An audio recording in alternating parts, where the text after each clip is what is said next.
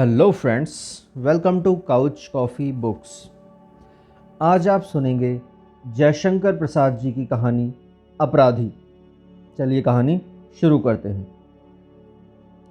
वनस्थली के रंगीन संसार में अरुण किरणों से इठलाते हुए पदार्पण किया और वे चमक उठी। देखा तो कोमल किसलय और कुसुमों की पंखुरियां वसंत पवन के परों के समान हिल रही थी। पीले पराग का अंगराग लगने से किरणें पीली पड़ गई। वसंत का प्रभाव था।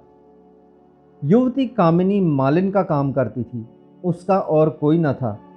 वह इस कुसुम कानन से फूल चुन ले आती और माला बनाकर बेचती। कभी कभी उसे उपवास भी करना पड़ता, पर वह यह काम न छोड़ती। आज भी वह फूले हुए कचनार के नीचे बैठी हुई अर्धविकसित कामिनी कुसुमों को बिना बेंधे हुए फंदे देकर माला बना रही थी। भंवरे आए, गुनगुनाकर चले गए। वसंत के दूतों का संदेश उसने ना सुना। मलय पवन अंचल उड़ाकर रूखी लटों को बिखराकर हट गया। मालिनी बेसुध थी। वह फंदा बनाती जाती थी और फूलों को फंसाती जाती थी। द्रुत गति से दौड़ते हुए अश्व के पद शब्द ने उसे त्रस्त कर दिया। वह अपनी फूलों की टोकरी उठाकर भयभीत होकर सिर झुकाए खड़ी हो गई। राजकुमार आज अचानक उधर वायु सेवन के लिए आ गए थे। उन्होंने दूर ही से देखा, समझ गए कि वह युवती त्रस्त है। बलवान अश्व वहीं रुक गया। राजकुमार ने पूछा, तुम कौन हो? कुरंगी कुमारी के समान बड़ी बड़ी आंखें उठाकर उसने कहा, मालिन। क्या तुम माला बेचती हो? हाँ। यहाँ का रक्षक तुम्हें रोकता नहीं? नहीं, यहाँ कोई रक्षक नहीं है। आज तुमने कौन सी माला बनाई है? यही कामिनी की माला बना रही थी। तुम्हारा नाम क्या है? कामिनी। वाह, अच्छा, तुम इस माला को पूरी करो, मैं लौटकर उसे लूँगा। डरने पर भी मालिनी ठीठ थी। उसने कहा, धूप निकल आने पर कामिनी का सौरभ कम हो जाएगा। मैं शीघ्र आऊँगा, कहकर राजकुमार चले गए। मालिन ने माला बना डाली। किरणें प्रतीक्षा में लाल पीली होकर धवल हो चली। राजकुमार लौटकर नहीं आए। जब वह उसी ओर चली जिधर राजकुमार गए थे। युवती बहुत दूर न गई होगी कि राजकुमार लौटकर दूसरे मार्ग से उसी स्थान पर आए। मालिन को न देखकर पुकारने लगे, मालिन, ओ मालिन। दूरागत कोकिल की पुकार सा वह स्वर उसके कान में पड़ा। वह लौट आई। हाथों में कामिन की माला लिए वह वन लक्ष्मी के समान लौटी।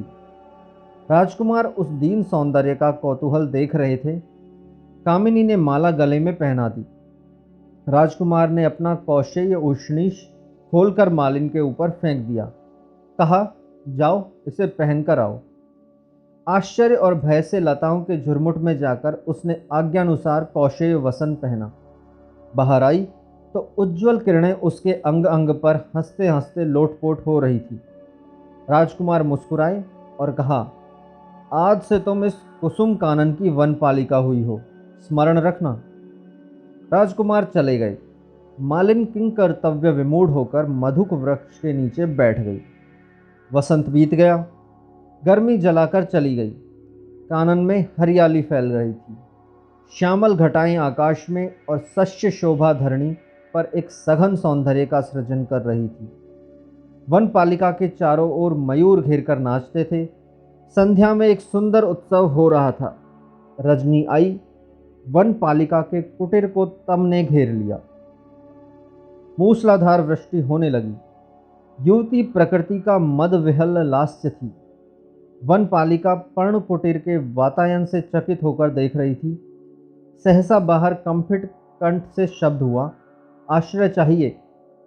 वनपालिका ने कहा, तुम कौन हो? एक अपराधी। तब यहाँ स्थान नहीं है। विचार कर उत्तर दो, कहीं आश्रय न देकर तुम अपराध न कर बैठो। वनपालिका विचारने लगी।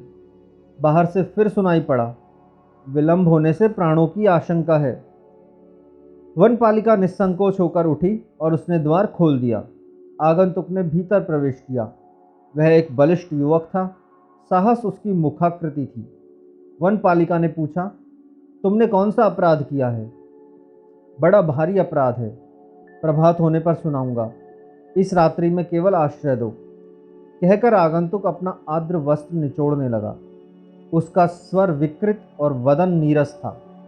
अंधकार ने उसे और भी अस्पष्ट बना दिया था। युवती वनपालिका व्याकुल होकर प्रभात की प्रतीक्षा करने लगी। सहसा युवक ने उसका हाथ पकड़ लिया। वह त्रस्त हो गई, बोली, अपराधी, यह क्या? अपराधी हूँ सुंदरी। अब की बार उसका स्वर परिवर्तित था। पागल प्रकृति पर्णकुटी को घेरकर अपनी हंसी में फूटी पड़ती थी।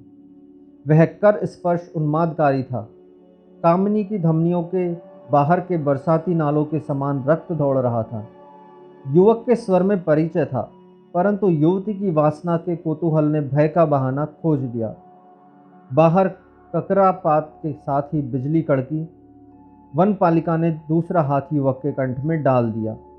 अंधकार हंसने लगा। बहुत दिन बीत गए, कितने ही बरस आए और चले गए। वह कुसुम कानन जिसमें मोर, शुक और पिक फूलों से लदी झाड़ियों में विहार करते थे, अब एक जंगल हो गया। अब राजकुमार वहां नहीं आते थे, अब वे स्वयं राजा हैं। सुकुमार पौधे सूख गए, उन्हें विशालकाय वृक्षों ने अपनी शाखाओं से जकड़ लिया। उस गहन वन में एक कोने में पर्णकुटी थी। उसमें एक स्त्री और उसका पुत्र दोनों रहते थे। दोनों बहेलियों का व्यवसाय करते, उसी से उनका जीवन निर्वाह होता।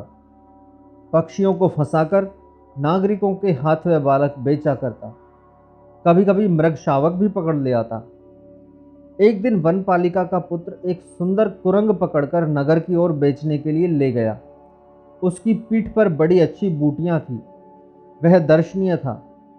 राजा का पुत्र अपने टट्टू पर चढ़कर घूमने निकला था। उसके रक्षक साथ में थे।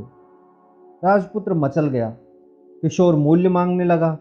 रक्षकों ने कुछ देकर उसे छीन लेना चाहा। किशोर ने कुरंग का फंदा ढीला कर दिया।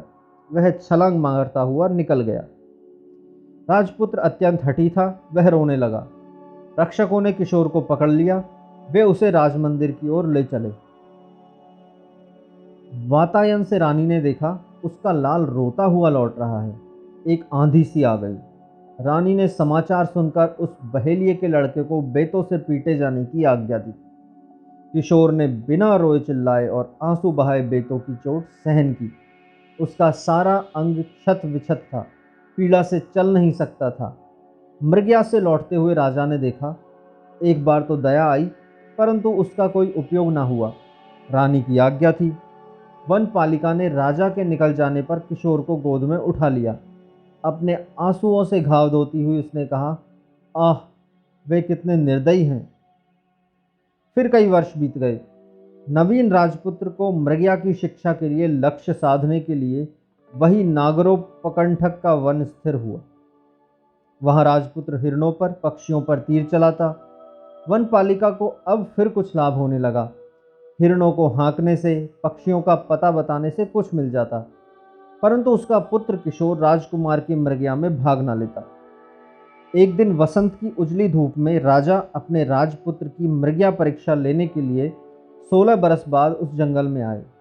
राजा का मुंह एक बार विवर्ण हो गया। उस कुसुम कानन के सभी सुकुमार पौधे सूखकर लुप्त हो गए हैं।